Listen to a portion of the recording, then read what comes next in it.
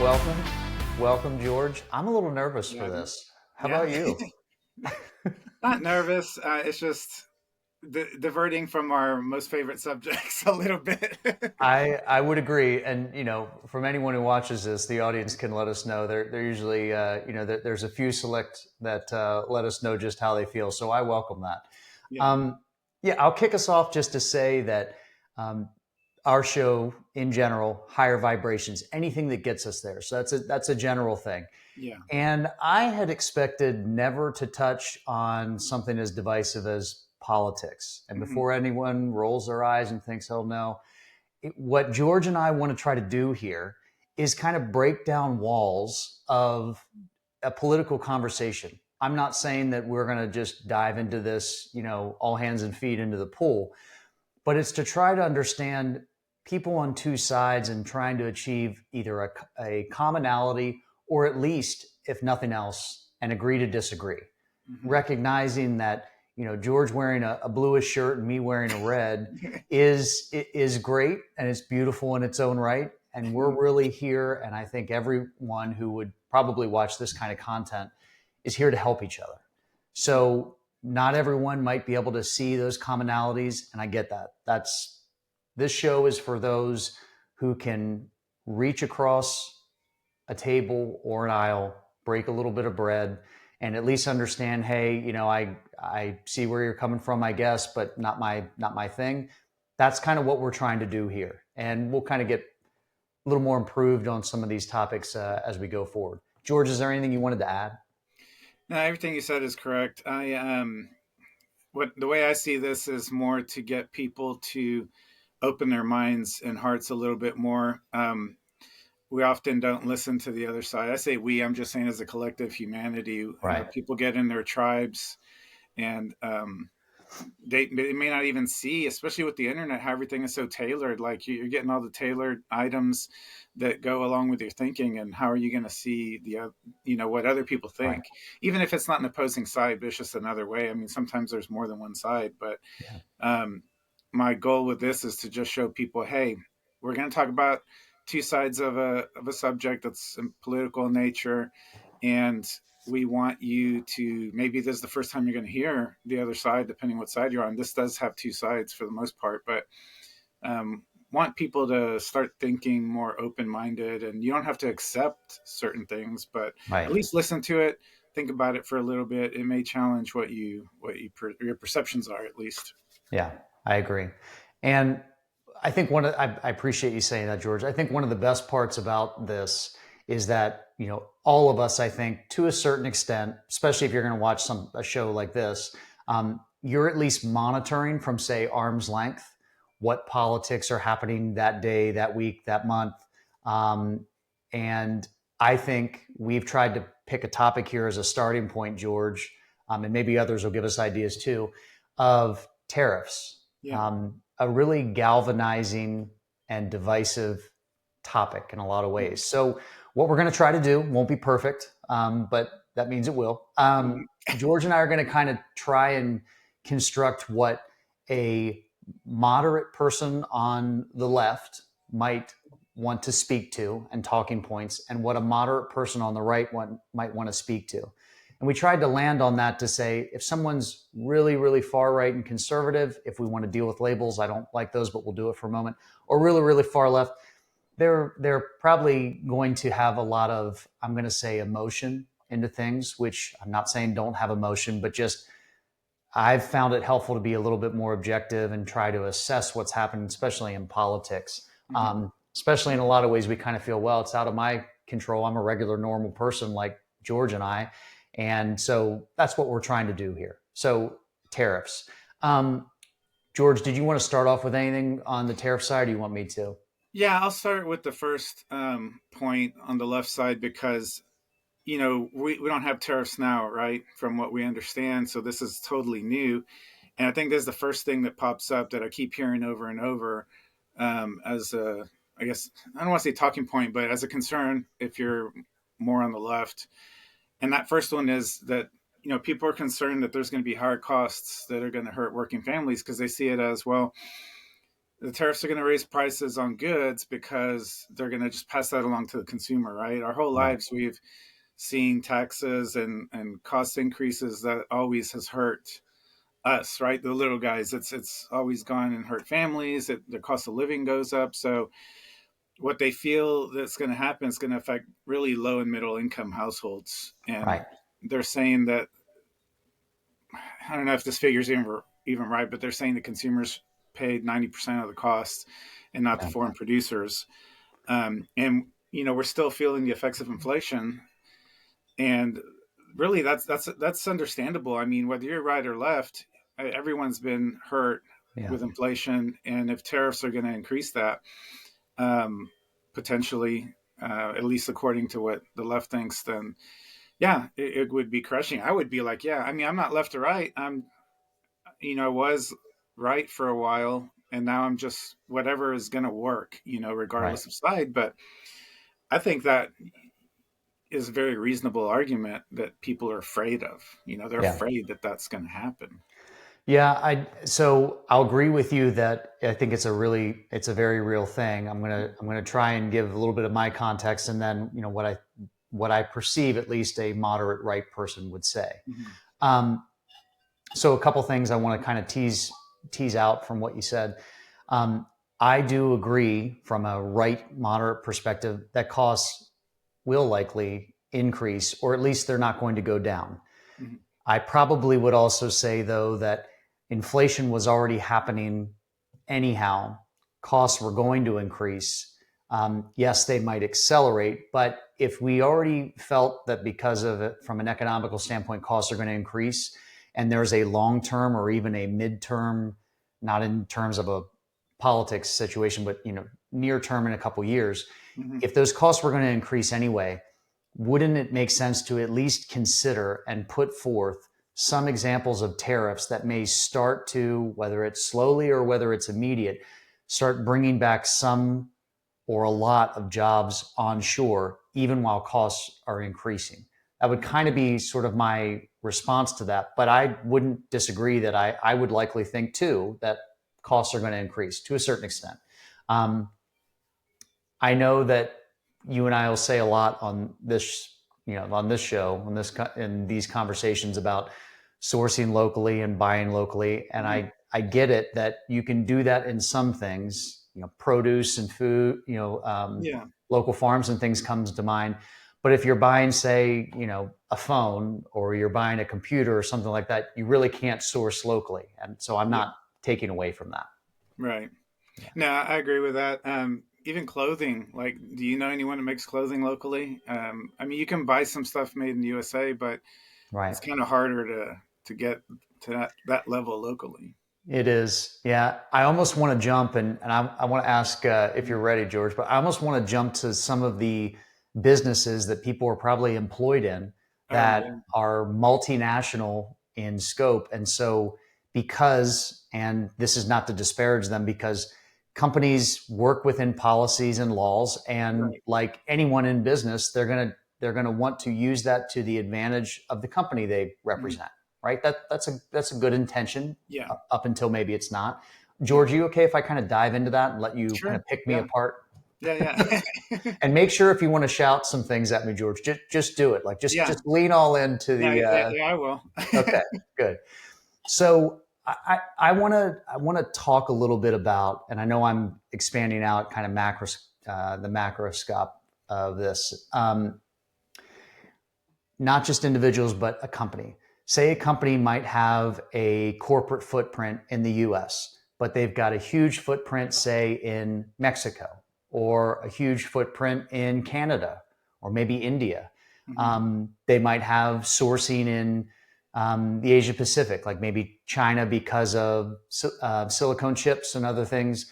They have kind of a really large footprint, and they've used that over the years or maybe even over the decades. And this is whether it's, high tech industry, maybe it's manufacturing, maybe it's precision components, anything that you can think of from that standpoint. You've worked within the system, and now that this system is potentially changing, and I say potentially because, we're hearing headlines of tariffs are this today, and now Yeah. something has been negotiated and tariffs are this. Right. That's really hard for a multinational company that is, for a lot of ways, reliant on those sourcing as to how they're going to figure things out. Mm-hmm. So, where I'm going with all this is that impacts those employees in the US, what Mm-hmm. they're hearing. And all of a sudden they start to think, okay, well, tariffs bad and current administration bad. And why are we doing this? And couldn't we just slow down? Yeah. Do you have any kind of responses to that, George, either from the left side or just from you? Um, well, yeah, you're talking about these big companies that are all over the world, and even yeah. So if they have to cut back, let's say right now we seem to have a deadline of April 2nd is when the tariffs are going to go into effect, is Right, what most sources are saying, and what the Trump administration is saying. So there's not much time, right, to make any kind of change. And if a company is affected directly, let's say one that's locally here, and they source a lot of items from overseas, and now there's going to be those tariffs, they will probably be inclined to put that, those roll those costs in, or um, there could be job losses, which is one of the things that people on the left are saying, that we're going to right, lose a lot of jobs here.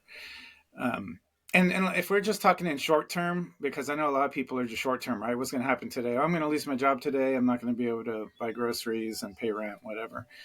Short term, there probably will be turmoil, but the way I see it is there probably is going to be turmoil no matter what. And you have to right, kind of pick what turmoil you're going to have now versus later. So, yeah, I mean, job losses will affect everyone. It's not going to be like it's going to affect just the left people. It's going to affect the right people too, right, left or right, depending on where people work. I don't think people pick their companies because of policies by any president, or um, by what the views are of the owners or the management, because usually it's mixed. Often it's right. mixed. Yeah. Yeah. No, I think that's well said. Yeah, I would think I can at least speak from personal experience. I have chosen to work for companies from a culture standpoint, or maybe some of the, kind of behaviors from a leadership perspective. But I'm thinking from that standpoint, and also individually, like, will I be required to do something I'm not comfortable with, whatever that is?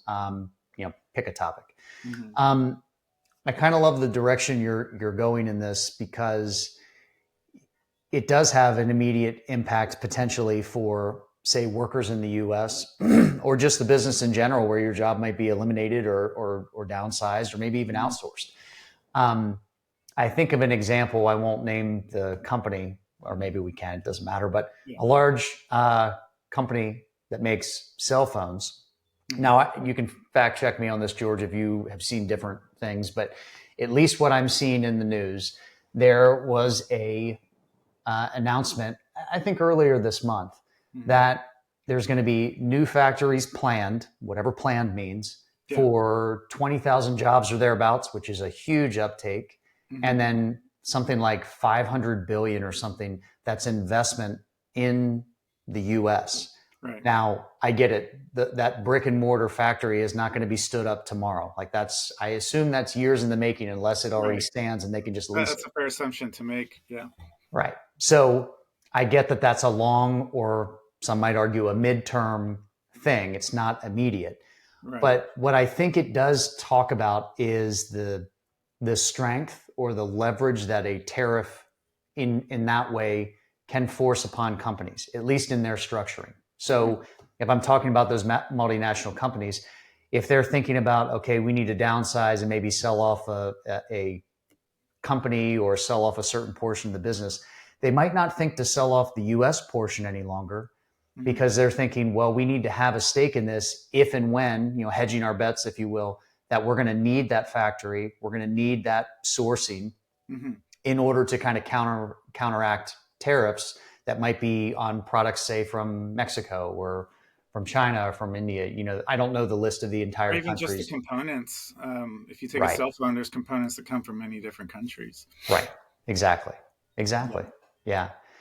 Yeah. So in the near term, yes, I would agree Let me that. get in here. Even in the midterm, it doesn't really satisfy the job losses, because, okay, you're going to build a plant.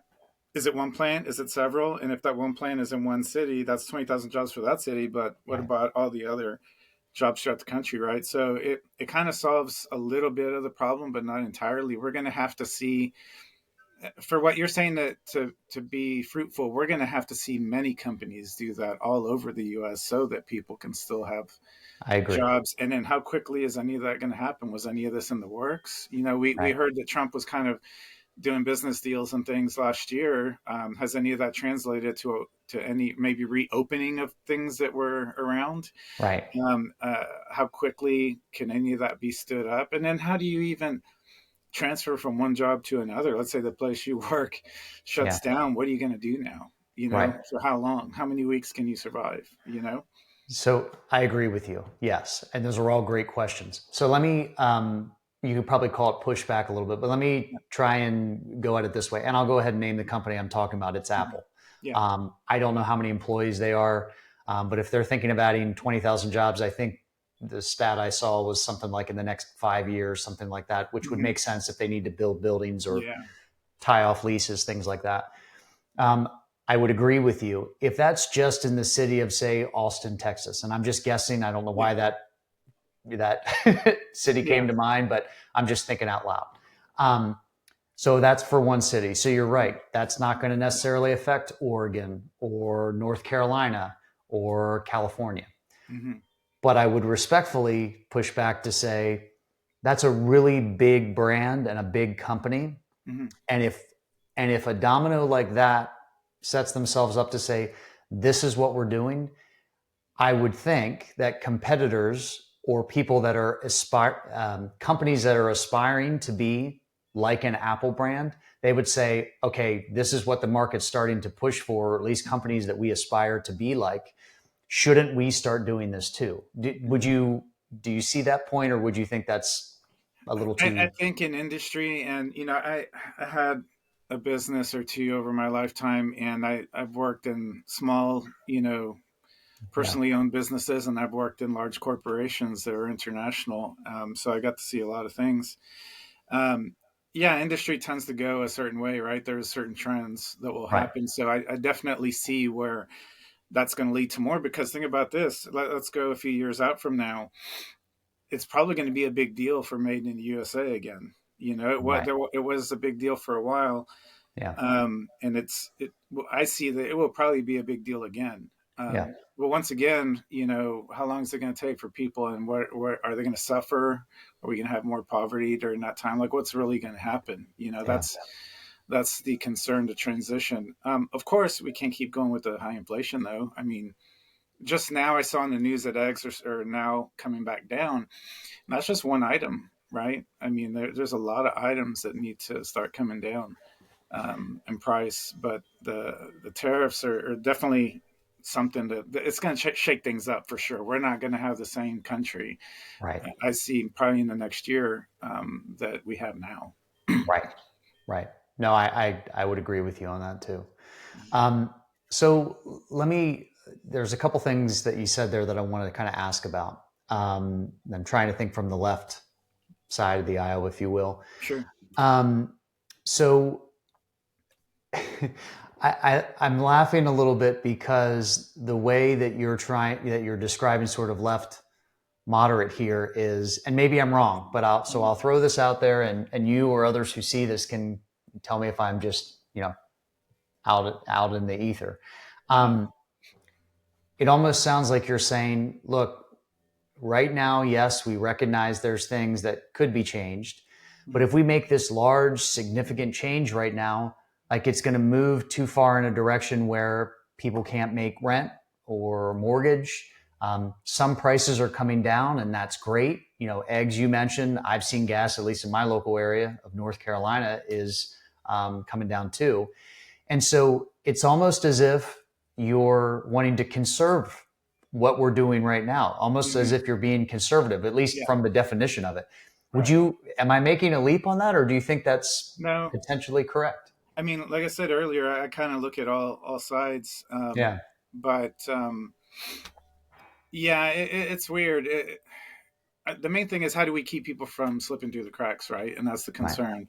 At least that I'm seeing from the arguments on the left is that they're worried about the prices affecting everyday people. They're worried about job losses, which is going to further make that worse.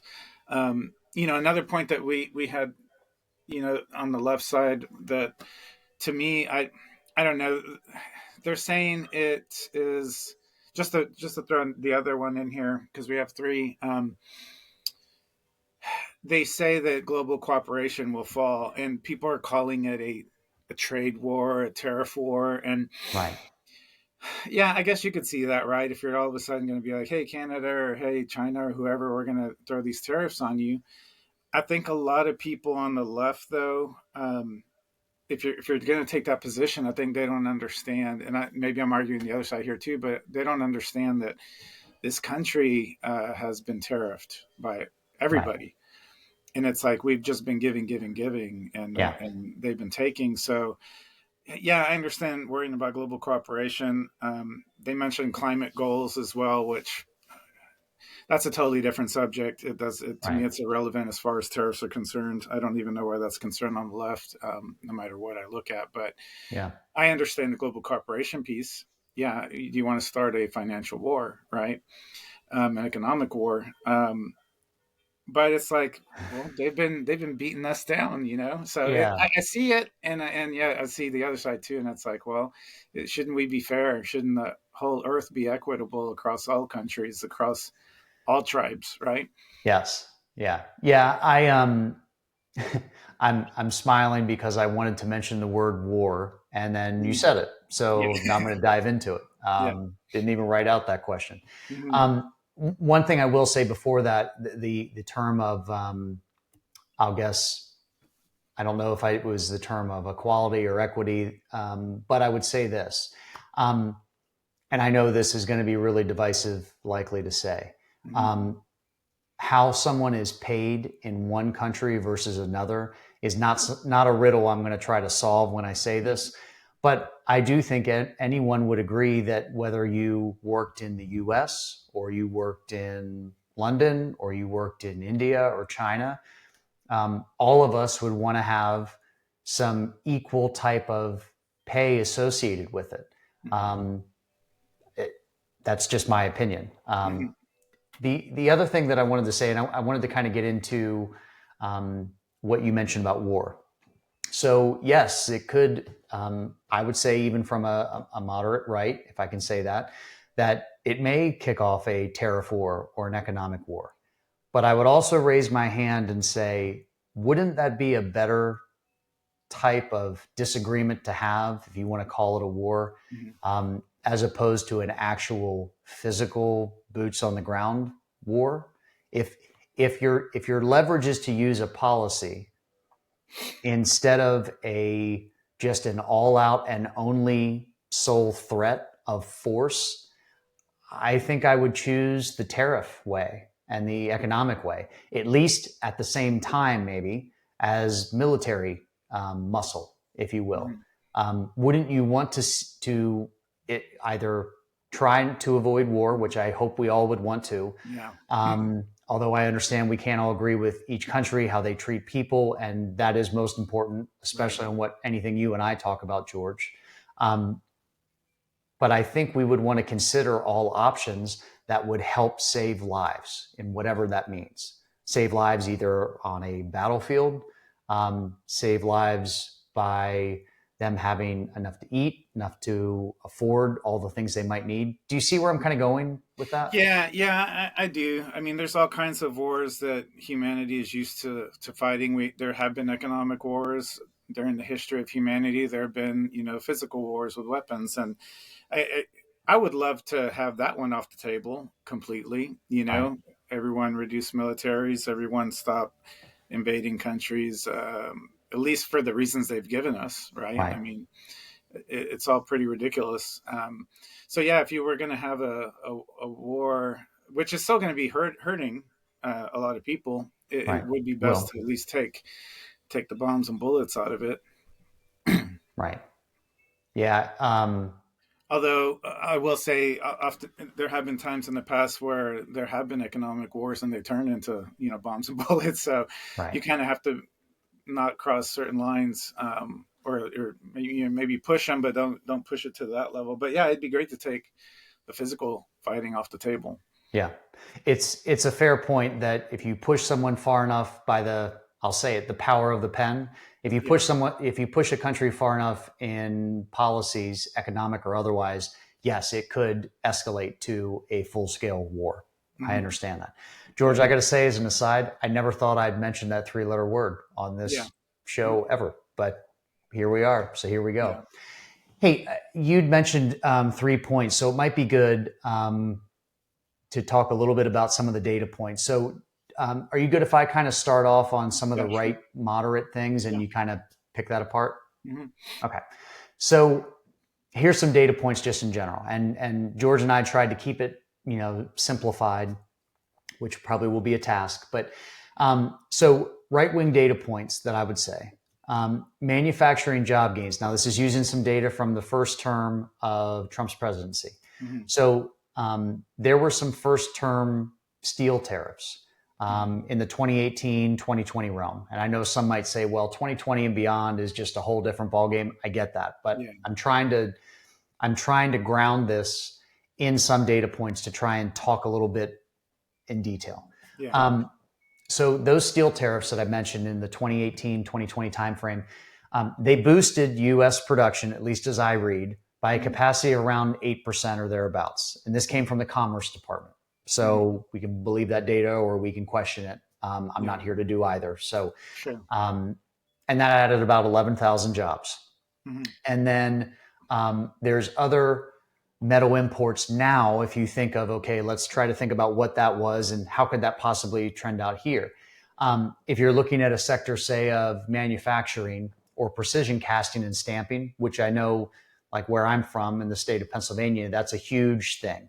I'm Hmm. from a very small town, and metal stamping and things like that, just as many kids that I went to high school with some went to college, sure, but a lot were going right to some of those factories. Hmm. Um, it's estimated that new tariffs on, say, Mexican or Indian imports, they could shift maybe 5,000 of those precision casting and stamping jobs to U.S. plants, like Hmm. maybe some in the Midwest, some in, say, the Northeast, like Pennsylvania, some even in the South, like North Carolina. So that's the one data point I wanted to mention here. Yeah. George, I can pause and you can kind of extrapolate on that from the left side if you'd like. Yeah. So that kind of goes back to like the Apple um, example you brought up. That yeah. So that's a good solid data point because it does show the tariffs improved at least that industry, right? The steel Right. industry somewhat.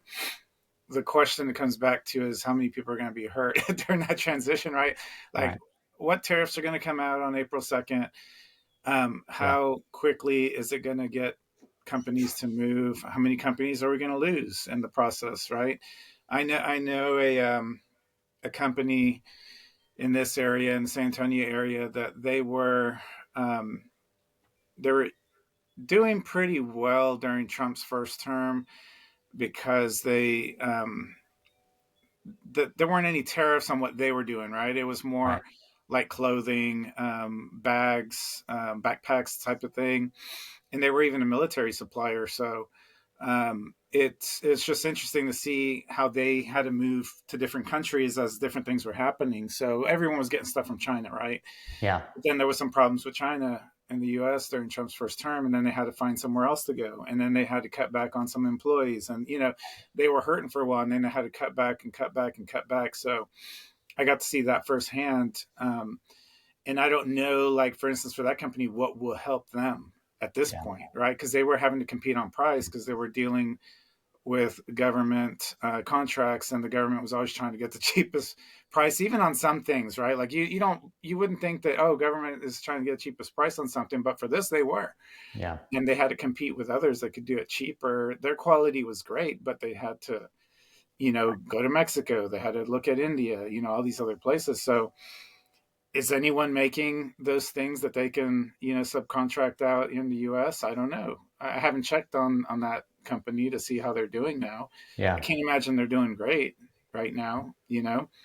um, but I guess what we're really arguing here is how many people are going to fall through the cracks in the transition, right? Right. Although, to argue on your side, people have been falling through the cracks for several years. They've already been not able to pay rent. They've already been Right. struggling. Um, I mean, something has to change for sure. It is, and this is admittedly a hard thing to say because it's higher vibration in that my intent Mhm. is good, but Yeah. we'll see how it lands. Yeah. Um, we've talked already, and we'll continue to, I'm sure, about each of us needing to be our own health advocate, right? An individual thing about being your own advocate. And I went as far in that show, and a couple clips that I kind of put out was about healthcare professionals are regular people too, right? They're human Hmm. beings. They get in traffic jams. They get upset potentially about the price of eggs and the price of gas and things like that. And not expecting perfection from them in the 10 to 20 minutes that they might have for you that day, kind of like you mentioned on that time frame. Yeah. I think in the same way about us as employees of any company that we work with, unless we're lucky enough to work for ourselves. When you're working for a company, you are your own employee advocate. Hmm. Beyond the HR, department that might help you, beyond thinking, oh, well, this company has my best interests at heart. They might want to, and they might have aspirations for that, but they're also still going to look at the entire workforce, at least, as a number and Hmm. as either a revenue moneymaker or a cost. Hmm. Where I'm going with this is I understand that some people's jobs, they cannot prepare for the next paycheck. Hmm. And I get that. Hmm. But also I would strongly recommend to try and think about this as your own advocate. And I don't mean follow the newspapers and decide where you're going to work the next week based on some headline you saw. Right. But I just mean as a standpoint of if you're looking at a company and there's a competitor that is different, as in Hmm. one has more factories in the US and one doesn't, Hmm. that I think should be something to consider for yourself. I know that's not easy to do and that might not land real well Yeah. on our audience, but I do Hmm. feel that way. Um, Yeah. recognizing that some of us work in a one factory place that has been owned by a family, as an example, for 33 years, Hmm. and they are just getting up in the morning, they're drinking a little bit of coffee, they get on down the road, they work till 5 or whenever, clock in, clock out. Like I get all that. This is not a one Yeah. size fits all, Right. but I think this is some hard things that we just day to day need to think for ourselves. And it's not what I think or believe matters. I Yeah. don't, Right. that's not how I feel. It's Hmm. just to help everyone in whatever situation you're in, which I cannot imagine some of the struggles and challenges that people are having. Um, Right. I have my own, but that doesn't matter for the context of this. It's about how to try to be your own advocate. Hmm.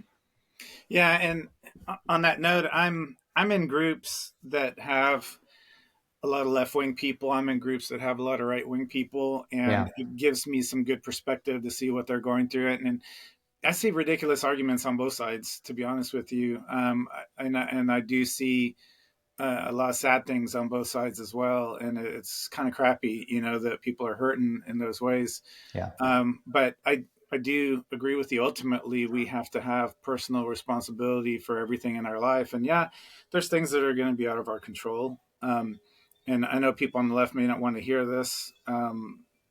At least if you go by the way they say they're socialists and they want to help people. But I think really the best way to help someone is to get each person to realize that we have to work on ourselves. We have to, um, I mean, work with each other. Even I mean, if you're just going to fight all the time and be in your tribes, it's kind Right. of difficult. So yeah, I do agree. You have to kind of make your own decisions and your own choices. I mean, we all Right. have in our lives, and some of us blame others, right? Um, I don't Let me know. walk over to you on something that kind of made me Yeah. think about this. Hmm. Because you've done really well to come to the right a little bit. So let me come to the left. Hmm. Um, I think, I haven't read this, but I'm going to make a guess. Hopefully it's intelligent to say someone on the left in a moderate standpoint would say, well, this might even make sense to me, but that gap that might affect a lot of people while you're increasing jobs somewhere else, why can't we help those people? Mm-hmm. And I'm thinking in terms of like a subsidy or some Mm-hmm. type of thing, um, maybe along the lines of what happened in 2020, to say, can't we try and shore up some of those people, cast whatever net we can as far as to help some of those people that just are just struggling to make ends meet. Yeah. And if we did it in 2020 for, what happened there, can't we Yeah. do that here too? Yeah. I could see someone reasonably arguing that from the left side to say, Mm-hmm. well, if we're saving all this money, at least from what I'm seeing on these departments that are going through, reviews and audits and things like that, Mm-hmm. couldn't we devote some of those dollars? Yes, we could devote them right to the deficit or right to this or right to that. But Mm-hmm.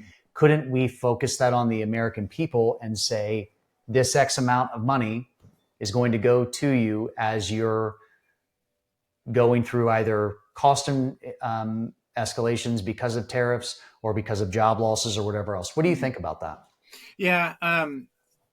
I see that. I do see that happening, even whether people want to believe it or not. I see that this problem here that we're in with the high inflation, people struggling, with the tariffs, coming.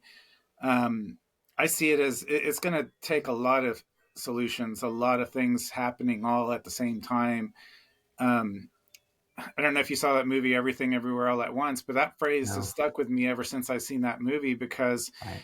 um, it's a wacky movie, but it's very interesting because there's a lot of interesting concepts in it, and it talks about multiverse and really a lot of things happening.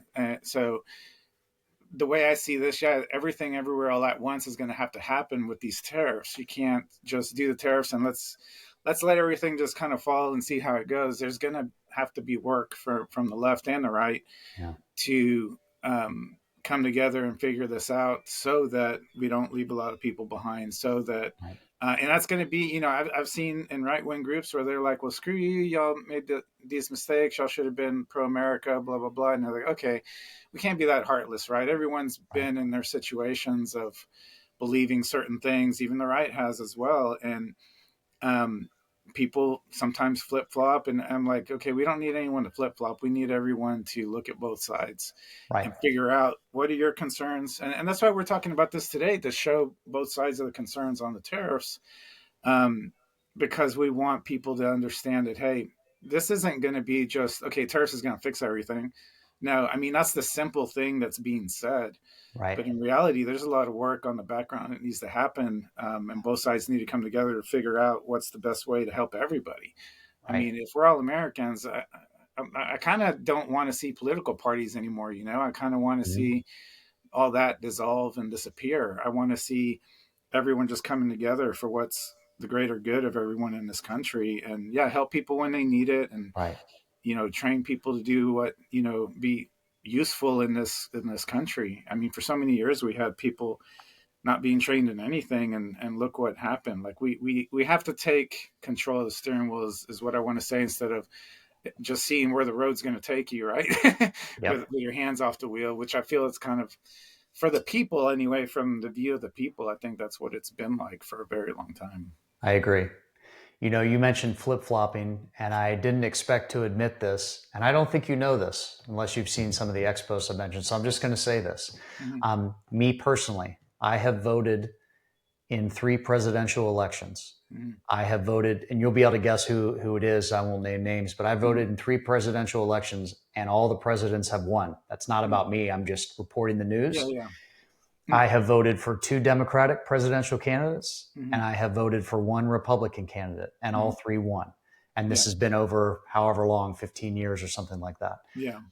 So someone who's watching this show, or even you could, George, Mm-hmm. hearing that from me might, I don't know if it'll sting or anything like that, but I can admit it because it happened. Mm-hmm. It's not as if I can, Yeah, it's yeah. not as if I can't say that that's what happened. Yeah, yeah, yeah. So, and I made those decisions for specific times in my life. Mm-hmm. I was a little younger, in some ways, and there was things that I knew going on at that point. But someone might watch this show and be like, "Oh, they're completely this as a label. They're completely Yeah, that as a yeah. label," and that might be how human beings tend to do it. But the flip flopping part, or if I can say this more positively, you're discerning and you're making a different decision now Yeah. because I don't know who the quote came from, but I am not, you are not, everyone here watching is not.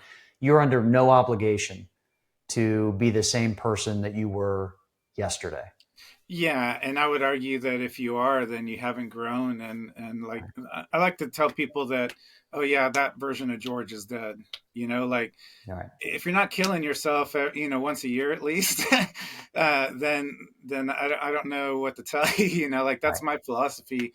I've had several deaths in the past. I don't know, 2 years alone. I've had at least two, I would say, deaths of the previous me's. I And can't I'm believe looking you for. didn't use your catchphrase unalived Oh instead yeah, I'm alive. Yeah, of. yeah. Yeah, I'm looking forward to when the next one is going to be. So Right. like This, I want to look at myself last year and say, man, what a loser, right? Like right. just from my own perspective, I'm gonna be like, man, who was that guy?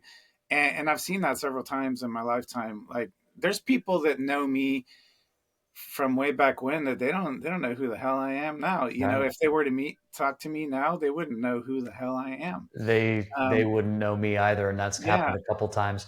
I dreamed for a moment just as you were saying that, and you were sort of putting in those clips into this. And Mhm, our show isn't nearly big enough for this to happen at this point. But I mhm, just think on episode 222, which I have yeah. put out into the universe, Yeah. I'm like, think of the sound bites that they'll get from you, George, about saying Yeah. killing yourself Well, every it's every going to year. be And they're like, what? funny. It's going to be funny too for us to look back at these and be like, "Who were those losers?" Right? Like, That's right. we're so different then. Right. And what's I want to get back to the flip flopping thing, because what's funny to me is I Yeah. want to talk about Teslas, right? Like, remember when Elon was in California and he was the leftist dream, Right. and they all loved him, and they all had Teslas, and all the conservatives and people driving their big diesel trucks were smoking out everybody, and just like they hated it, right? And now I just saw a clip the other day. It's funny. Now you have the left protesting Elon, Right. and if you want to believe the videos and things of them tearing up Teslas, and just the other day I saw a video where there were some protesters against Elon Musk on the side of the road, and then now you have these people in diesel trucks, coal rolling them, just driving by and smoking them out with their. And I'm like, this is a trip, Right. like all of a sudden now Elon is the right side. So I think if everyone looks at that, like, how does the left feel about Elon moving away, right, from them, and how does the right feel about someone that they hated moving to the right? Like that has to show you that you have to change. You have to change. Things are going to change, and you can't hold on to your weird, silly views that you've had. Right. Uh, um, who the hell cares about one Elon Musk guy? That, Right. and where he moved his plant to build plants in Texas, and that's like all this stuff that's going on with him. And I'm like, I mean, here in San Antonio, there are people protesting, and I'm like, how does he affect you at all? Right. And it's just I, bizarre to me. it is, and this will be a topic for another show. But Hmm. I know why it is that I moved from one side versus the other, and Hmm. we'll tease that apart. Yeah. But I will make just the one statement here, and then and then we'll get back to some other data points. But the reason why I moved was because of the rights of children Yeah. and the rights of women. Hmm. And those are topics I'm sure I'll get attacked for or whatever else, but it's the truth of why I decided to move differently Yeah. and vote differently. Hmm. I'll leave it at that, but Yeah. that's definitely another conversation because I'd love to hear your perspective too. Yeah. So, anything else you wanted to add on that before we go to the second of three data points? Mm-mm. Okay. So we talked a little bit about the first term steel tariff. So that's number one. Yeah. Jobs and things like that. I brought up subsidies. You brought up some other things too. So let's jump to the second one. This is around supply chain Hmm. control.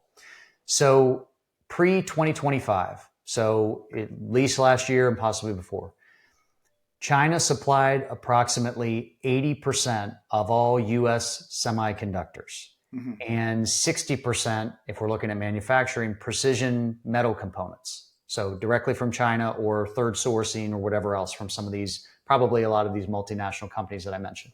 Mm-hmm. Now, first term tariffs, so first term being Trump's first term between Yeah. 2016 and 2020, that cut China's metal imports by 20%. USGS is who I'm seeing this data point for. And if for folks wonder why I'm looking down, I'm trying to read this from an email. Yeah. I'm not just going off cuff. Um, so those metal imports were reduced by 2020 by 20%.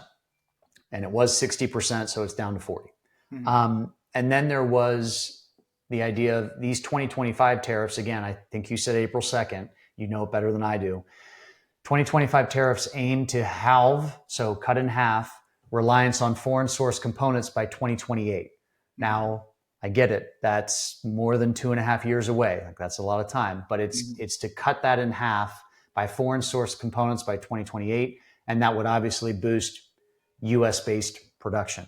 Mm-hmm. So we're looking at, say, semiconductors, which is kind of a high tech industry. We're looking at precision metal components and cutting that reliance on foreign sources possibly in half, which obviously that'll be jobs and some of the things you've already covered. That is going to be a thing as far as impacting people. What will companies do?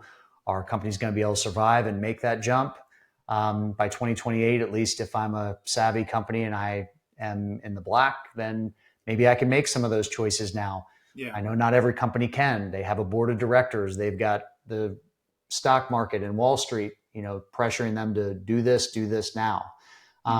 What do you think, George, as far as the supply chain control? What do you think either you or what someone on the left would say about that? Well, as a business person and having business knowledge, yeah, you want to control everything you can. So that's definitely a valid point. And I know it's going to sound like I'm beating a dead horse for this, but on the left, like the main thing that they're saying is, so I'll give a data point from 2018. The tariffs provoked retaliation here. Look at my notes from Canada and China, and it says that it devastated the export sectors like agriculture. So the example given here is that there were 27 billion in losses from 2018 soybean tariffs that were counter tariffed to the U.S. Yeah. And the net And how job did it create. sorry, if I may interject, how did that devastate farmers here? So Is it the because of exports getting the of seeds from different countries, or it what's? was an export of soybeans. So China and Canada were tariffing the U.S. Oh, if because they retaliated. yeah. So Got the it. soybean exports, it was 27 billion in losses, and Wow. there was no net job creation. That they're saying, well, of course, there's not going to be any job creation when another country is tariffing us, right? Right. It's not. Um, so the only thing I can say there, if I'm going to try to deduce what happened, is that they tariffed us on soybean exports, and maybe we didn't tariff them back on anything, right? Like having that little tariff war, like maybe there wasn't a counter to that. Um, which is this is all tricky, right? You tariff one thing and then tariff another. Like how is it going to go down April 2nd, Right. right? Right. I mean, we've seen Canada saying that they're going to not take exports from us on this and that. Then we saw that they are, and like I don't know where that stands, but we're Yeah. going to see April 2nd, and in the weeks following, what are the consequences going to be? Is it going to be great? Is it going to be faster? Are they already thinking about some of the things we talked about of having to do everything everywhere all at once and not let people fall through the cracks, right? Because Yeah. that's going to be the thing. So yeah, so I mean, getting back to the controlling the supply chain, ultimately in the long run, that's going to help. Right. I see that will help jobs. So, It's just the interim, right? What's going to yeah. happen in the interim, and that's all of this has to do with fear on the left and the right. But on the left with the job losses, that's fear, and it's not like if there are job losses, it's only going to affect left wing people, right? It's going to affect everybody It's going to affect everyone. in whatever Yeah. sectors they work in that'll be hit hardest, and we don't know what that'll be. We're just hearing a lot of fear, is what Right. it is, and my personal take on fear is that I don't have any fear, right? Like I'm trying to eliminate every fear that ever pops in. I've eliminated many of them over time. Um, but those are the things, like if a fear pops up, you have to handle that quick. If Right. not, it's to quote Yoda, in Star Wars. I don't remember what episode it was now, but he says fear leads to anger, Right. which is bad. Anger leads to hate, and hate leads to suffering. And I think that's where a lot of people are in this country. They let their fear get the better of them. They got to anger, to hate, and now they're suffering, right? And a Right. lot of times it's in your own suffering.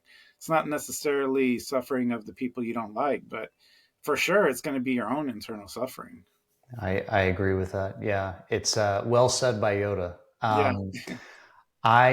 I think on a very connected level that fear, worry, anger, hate, and ego are all tied together. Hmm. And I know it's difficult to kind of uncouple any of that. Yeah. Um, and even I'm thinking back to when you mentioned about the soybeans, and I knew the number, but I didn't. I was sort of a little more focused on some of the other sectors. And my first response, I was thinking of as someone I'm trying to talk about a moderate right wing standpoint, would have been, okay, well, if soybeans really took a hit because of those exports, then we won't look at that sector. We'll Hmm. just leave that alone. But Hmm. another country is not going to do that.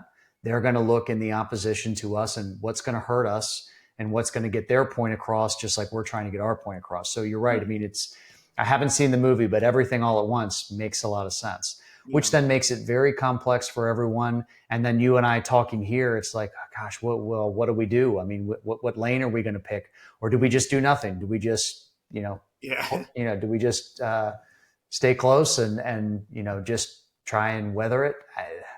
I would say that's not taking any steps forward. Right. Um, anyway, so from a supply chain standpoint, I think there's both sides that could be talked about that. I talked a bit on the precision metals and semiconductors. You talked on farmers and how that hits, which I can say that there's equal merit, I think, on both. Hmm. Um, is there anything else you wanted to spend on that data point that you wanted to mention in? Should we move to No, the but if we want to, just this really, but I'm looking at it more from a whole approach, disregarding left and right. But um, here's a thought: what if, what if every country that produces things bought from their own country, right? For the most part, what a novel idea. yeah. So made in America, made in China for Chinese people, made in Zimbabwe, whatever they make there, because I'm not that familiar. But in all these countries, what if everyone relied more on their internal buying locally? Right. And yeah, there's some things that you want to import, right? But what if we got to a point where there really was no tariffs needed at some point because everyone realized, hey, if you want to be a true global community, well, then you've got to produce things for yourself as much as you can for your people. And then you import the fun stuff, right? Like you Right. import the things that maybe you like a French wine or something that Right. is not, no matter what they make here, is not going to be the same as that one particular wine, right? Well, then you Yep. import that and there's no tariffs. And then maybe they like Hershey's chocolate, whatever it is, like, why can't we have no So tariffs? I love this direction that you're going in. So let me keep heading that way and see Mhm. if it makes sense. Um, I can't imagine what the time frame is. It might have been 500 years ago or Mhm. 1,000 years ago. But my wife and I are into watching period pieces of Mhm. like the 1800s or the 1400s or whatever Yeah. else. And what you're describing, I feel for me kind of resonates. It's, oh, this is imported from France, meaning it's super rare or unique, and it's Special. usually expensive.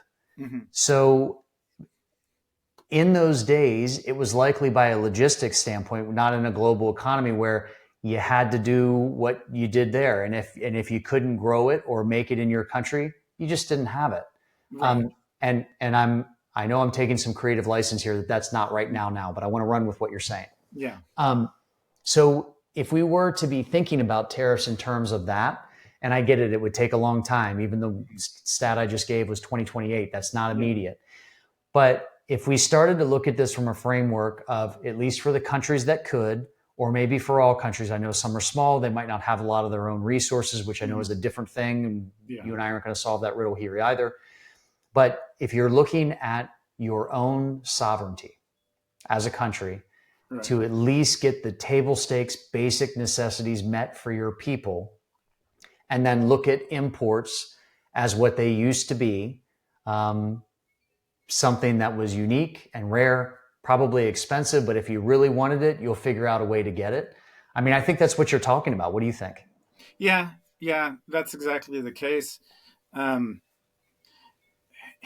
I don't know. So, like going back way back in time, because you talked about period pieces. So, there was a time in the history that Mexico was a huge uh, trading spot. You know, like everything Mm, flowed through there, and spices and foods from all over the world, and it was just the hub of it. I don't know if there were tariffs back then, right. but people were shipping things in and out from there to all over the world. What was the time And frame, do you think? Just asking. shoot, I don't even. I have no clue. I've Okay. read about it, but I don't even remember the time frame now.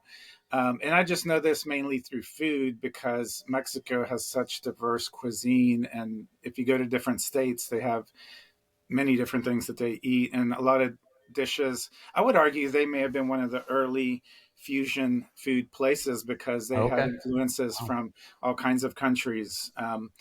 But if you look at that, they a lot of things went there and a lot of things were exported. They were imported and exported through there, and I don't know if there were tariffs back then. I can't imagine that tariffs were a thing back then with how easily everything flowed in and out. So to your point, which I guess is back to my point, I think I do see a time where every country is going to have something that they do well, and if they need something they can import it from somewhere else. I see it where a time where there won't be tariffs anymore. Like right. if everyone has good economies, everyone has good manufacturing, they're providing what their people need for the most part. And if they can get things from others without these crazy high tariffs, like I'd like to see that world where there's no tariffs and people trade what they need to. And Right. we don't have to do this right now. I know right now that's not the world we live in. I mean, I've seen some numbers where some products are getting tariffed 240% that are American products going to other countries. And it's like, okay, how's that fair? And then we don't have Right. any tariffs on them. Right. So it's So, very unfair there. It's kind of suppressing our economy, and maybe some could argue on the right that that's why the inflation has gone up. You right. know, so one of Well, the factors, anyway. this, I, I would agree.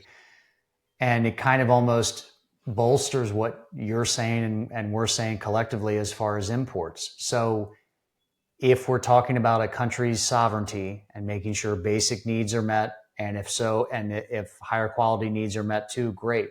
And so you're sovereign in as much as that. And then when you're exporting to another country and they mark something up 240%, yes, it doesn't help anything, but it Yeah. wouldn't necessarily hurt that much either. Mm-hmm. Almost teaching people to be sovereign within their country Mm-hmm. and knowing that once it goes outside of that country, there are policies that may make it a good market or may not. And I want to go back. I know we want to get to the third data point. I'm Mm-hmm. happy to go more time Yeah. And if actually, you we're are. kind of spilling into that one. Are we? I didn't Yeah. even read it Yeah. yet. But so just to try and finish that thought is that if a country is sovereign Mm-hmm. and sovereign as in as much as they can meet their basic necessities, whatever basic might mean to them, then when they're trying to export and whatever that country can do, because they should be able to. My view, and I don't know if it's a right view. It's just my view. Any country who is receiving imports should be able to do what they want. Mm-hmm. I get it that that might look like, well, people aren't having their needs met Mm-hmm. and it's hard for someone to move out of a country, but I'm not going to try and solve that here. Yeah. Yeah. But I do think the idea of sovereignty, and I know that that might not solve like the global negotiation and the global participation or whatever we want to say, that Mm-hmm. might not solve that. But I certainly think it moves us closer. If each country can, for the most part, stand on their own 2 feet, would we have things like wars that would cut off supply lines and cut off supply chains? And maybe they would, but they wouldn't impact it the way it is Maybe now. that's one of the secrets to ending war, physical war, right? I took the words out of my mouth. Yeah. Just saying. Yeah. Just saying. Yeah, Um, no, that's a great point. I hadn't thought about that, but yeah, I mean, you bringing that up, that's yeah, who wouldn't want that, right? Whether right. you're left or right. I would hope so. I mean, some might I mean, argue unless you're a weapons manufacturer, which tend to be right wing, or I would. That's another episode to go into the true depths of darkness on the weapons manufacturers. But right. yeah, I mean, aside from them, who wouldn't want that? Well, and I would say if we're looking at companies through the lens of some moral threshold, and if they're operating within the sovereignty of a country, they're looking to try to make revenue right here in whatever country, whether it's the Yeah, US, China, pick your country. yeah, And then anything after that is a bonus revenue that hmm goes to export. So even if I'm choosing, say, a weapons manufacturing company, if you as that company are focused on your own country, which I would say is a little bit more, should I say, moralistic, as opposed to we're going to become this giant global company, we're going to sell to everyone, we're going to take over the world. That hmm I wouldn't say is operating in the best interest hmm of people. Uh, Well, and on that note too, there's going to be some countries that make make things better than others, right? For Germany was a powerhouse in a lot of manufacturing of. I mean, they had weapons, they had appliances, machinery, right? right, Manufacturing machinery that they built. I mean, hell, Tesla got their stamping presses for the steel for the Cybertruck came from Germany because they were the only ones that could provide something that large and strong, right? right, So obviously they have something that they're good at right, making, right? right. And I see that every country can have something that they're good at making, and maybe they make a few things, and maybe there's some things they can actually export. But and you'll still have the potential to sell worldwide, but Right. I don't think that I mean it should be artificial because of wars and cutting off lines. Correct. And using your example, George. So if if that component that fits on a Tesla needs a certain quality of steel or a certain way it's made in Germany, Hmm. and they need to pull that in, I get it. Yeah. What that also would tell me if I owned a company that was having to get a highly tariffed export from a different country, maybe we need to look at different technology Hmm. to do that in house, in country, which I think would move forward progress. And I know I'm taking a leap. That would move Yeah, forward and that progress. is a leap because Okay. what they're saying now is that, well, maybe so that company doesn't get tariffed, they will build manufacturing plants here. So we may see a German company then manufacturing those, steel stamping presses here, which that will give jobs here. And yeah, revenues will flow to the home country in Germany, but it'll still help the economy here too. Right. So it's not even a thing of it has to be an American company. It could be a German company that sets up shop here and it's providing jobs and goods here, and those things now are cheaper because they're building them here. So I guess what I see tariffs doing is it's going to force companies to set up remote offices everywhere. Right. um, but maybe that's just the short term. Maybe the long term that doesn't happen. Right. I don't know. Well, that could be a stopgap then, potentially. Hmm. If a company, say in Germany, puts a satellite office or something in the US and that works within the construct of the tariff, Yeah, then long term, if US companies can compete against that, maybe that is a short gap. It doesn't yeah, cover maybe job losses of one factory versus another, but I really like where this is going, and I stand yeah, corrected as far as the leap I made. So thank you for yeah. keeping me on. Thank you for Yeah, keeping me on track. sure. So let's get to the third point. Yeah, go ahead. And this is trade fairness and leverage. Now I'm not sure I know what the USMCA is, but maybe I can take a guess to say it's the U.S. Manufacturing Coalition Association. I don't Yeah, know yeah, I don't know. because we're talking about manufacturing here. So Yeah. trade fairness, driven by tariff threats, increased U.S. manufacturing exports to Mexico increased by 25%. So exports in the U.S. to increase by 25% in Mexico, $40 billion annually, which is not a small amount by 2023. And this would include things like include things like precision metal goods. So in 2025, if we're looking at, say, India and a 25% tariff on imports, that could force a $5 billion um, uptick in trade concessions, leveling costs for U.S. producers. Now, I'm a little unsure as to how that would work. This is probably a little deeper than I know on the topic, Yeah. but this then talks about trade leveling and how that might potentially work. So I think what I'm kind of reading of this is um, your exports to one country are increasing by X percentage and X amount. So that levels out what might happen because of a different country and that different leveling. Does that make sense to you? I mean, do you want to kind of push back on that? Yeah, what I'm hearing on that is, well, first of all, the USMCA is a trade deal that replaced NAFTA, so between Mexico, US, Oh, and okay, I Canada. apologize. So yeah, I don't remember the initials, but that's what that is. So yeah, this kind of goes back to, so here's what I'm envisioning, which is funny. I'm going way into the future with this, but if you want fair trade, and okay, let's say Canada puts total percentage tariffs on us of 250% on whatever, right? Two products, whatever. Let's say there's two, and we don't tariff them anything. So we have a negative trade deficit on two products, each at 250%, right? Well, what if we then do two products that go to them, or no, that come in from them to us, that we import, that are now at 250% as well? Well, doesn't that just kind of net zero it? Really, not Right, totally, but it depends on how much money they make, right? And right, how many of them sold. If you pick something that's equally of higher magnitude, let's say their top two exports to us, right. we hit those, and maybe they're hitting our two highest. Well, it's not going to be exactly the dollar amount, but it's, you're hitting the two highest ones. That's It's almost like forcing a fair trade. right. Um, It's almost bartering on a different level. Yeah, and which, if you stretch that out to the far future, then that kind of goes back to what I'm saying, and maybe there will be no tariffs, because then what's the point of collecting money? Like, you're just making more bureaucracy to collect the money. At that point, if everyone has zero Right, tariffs, then you don't need those extra right. government jobs or whatever's dealing with all that, you know? Well, it is.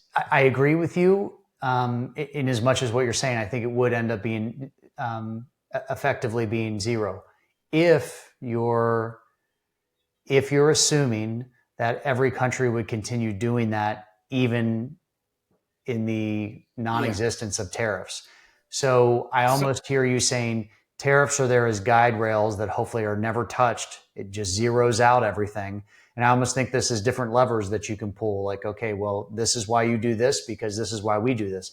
It almost enters into negotiation. Like, I almost think we're getting into geopolitical territory as far as yeah. like how that might actually work better, Well, and not and just like the left counterpoint to the right counterpoint is, they're saying that the tariffs are going to strain alliances. And well, yeah, I would I agree with that. Tariffs are going to strain alliances, right? If I'm sitting there poking you and you're just taking it, then we're going to be strained, right? And then you poke me back, that's still going to strain it even more. So, um, but I feel like, okay, if we're getting strained now one way, and now you're going to strain back the other way, it kind of is like you're promoting fighting, which to me is silly, right? And that's why I'm like, okay, let's do the tariffs now so that the other side can see how it feels, right? Like, you obviously think it's fine for you. You're sitting in your nice little place where you got all this tariff money coming in, and we're right, just paying it, right? Like, that's not fair.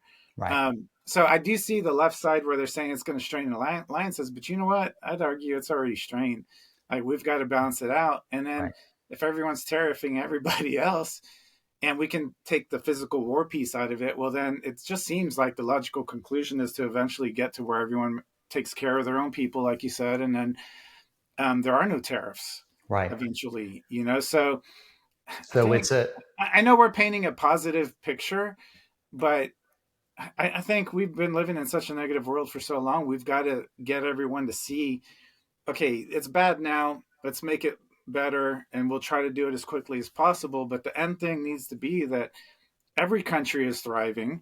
There right, is no war, and tariffs aren't even going to be a thing, right, if it can be helped, you know. Or maybe some countries will have maybe favorable tariffs for them because we need to help them out to get up to a point, you know. Like, I see it working all ways, and that's almost like a socialist thing to say, right? Like, okay, we'll take some tariffs from this country because they need the money, and right, it's okay, and we need the thing, so we'll deal with a higher price because we want everyone to be successful. At least that's what I want. I mean, I right. want what I this do too. for everyone to want it. I want everyone to want, for everyone to do well. We don't have enemies anywhere. We're not breeding terrorists. We're not making people hate one country over the other. Like everyone has their own special, unique things. Is what I'm saying. You know? I agree with you. And while we don't all have to be friends, either Mhm. you and I, we are, but Yeah. we don't all have to be friends. We have to get along in as much as we don't try and impact each other too much, or at least Yeah. that's what I'd like to hope everyone thinks. Same way with countries. So, are you, is one country really friendly to another? Well, yes or no. But if things like policies like tariffs or other things to help ensure sovereignty for each country, they can stand on their own 2 feet most of the time. Do you always have to be friendly? No, you could have mutual respect, Mhm. which hopefully would avoid mutual destruction. So Well, I I mean, would look argue look that's at your own better than not. neighborhood, right? What's Like, that? do you? I say, look at your own neighborhood. Do you have enemies in your neighborhood? Do you even know what they're doing? Does it? Is there anything negative going on? Like, Yeah, we all live in neighborhoods. Like, we can look at it that way, right? Pretend each little house is its own country. right. Like, do you have conflict every day with anyone? You might have a neighbor that's noisy or something, but have you gone and talked about it? Have you dealt with it? Or are they just that much of an asshole that they're not going to do any? They're Right, not going to, like, have you taken any action? I mean, I think a lot of times this comes down to, like you said, there will probably be negotiation. right. Like, does anyone negotiate anything? Even if you're with a group of friends and you're like, where are we going to go eat? You're kind of negotiating there, like where you're going to go. Well, do I want That's right. pizza? Do I want Mexican? Do I want Chinese? Like, what do I want? Right. We're used to negotiating on stupid stuff, to be frank. Like, why can't we negotiate on the bigger things or the Right. things that make us anxious? Like, So why go talk to the neighbor? They might be reasonable. right. I totally agree. So, in my neighborhood, there's only one example I can think of, which is a noise thing. Like Mm-hmm. some of the noise is a little bit, longer. I haven't said anything yet because it hasn't Mm-hmm. gotten to the point where it's like Mm-hmm. encroaching on my yard or something like that. Like Yeah. sound, I can deal with to a certain extent on Mm-hmm. weekends, so I'm okay. Yeah. To your point, like if you want to say, this house being a country, like it's pretty self-sufficient. It's sovereign Mm-hmm. in as much as, yeah, it can be noisy sometimes late at night. Yeah. But other than that, it's relatively, smooth sailing. Mm-hmm. If it got different than that, there would have to be some type of counter response to me, whatever that might be. Yeah. So I really like this metaphor that you're coming up with. This is great. Mm-hmm. Yeah. Thank you. So we've covered the three topics. I really found this to be incredibly interesting, George. I Yeah, it know we'll went do better this. than I thought. You keep saying that each time we get on. You're like, Yeah. that went better. I think that went better. Did it go better? I don't. Yeah. Yeah. I don't have a fear of them going bad. It's just like I don't do any prep because I don't want it to be too Right. prepped. Contrived. I just want to get in here and let's chit chat and see where we go. I mean, this one we obviously had to have a few things ready to go, but Right. um, it's just always a pleasant surprise, or which it shouldn't be at this point. I think we Well, communicate pretty well with each other. we do. I would agree with that. And I also, I hope this can serve. I mean, this helps you and I. Hmm. So I know there's people that will watch this, but even as much as you and I talking, George, like this gives me more than hope. I'm not interested in hopium anymore. Yeah. It's actually fulfilling. And even if one person sees a 44-second, video clip from this, and that inspires one thing from them to go do something that you and I will never hear about, Hmm. the goal's been met of higher Yeah, vibration. it's like it's almost like a fitness show, but for the brain, right? Right. Because And we the should heart. be working out and taking care of things. Yeah, and for the heart, um, if we don't run through these exercises and think about it, and then use our discernment, but then also use our heart. Like, Right. what do you really feel in your heart, right? Is it really right to have war? Is it really right to have these tariff wars? Even like, is it right to hate the left? Is it right to hate the right? Like, Yep. search your heart, and I think you'll find the answer. And then you have to start be looking at your ego and, well, why am I doing this? Right. We've all improved. I think even the worst people have improved somewhat. Like maybe they got better at being mean. I don't know, but you improve at something, right? Like put your focus on being better in a good way, right? So Right. if you can be better at being mean, why can't you be better at being good? I, I would agree. I would agree. Very well said, my friend. Anything else you wanted to close us off with? Do you think? No. Oh, just be open minded and listen to what you think is the opposite the other side. Um, just think about it a little bit. You Right. know, that's the message. Think about it a little bit. Open your heart. Open your mind. Right. Well said. Everyone, thank you for watching Yeah. Thank this everybody. episode. I'd love to hear any feedback you have about it. Anything you want, good, bad, indifferent, That's bring it right. on. So, George, I appreciate you. Hang on for a moment. Goodbye, Sure. everyone. Appreciate you. Bye.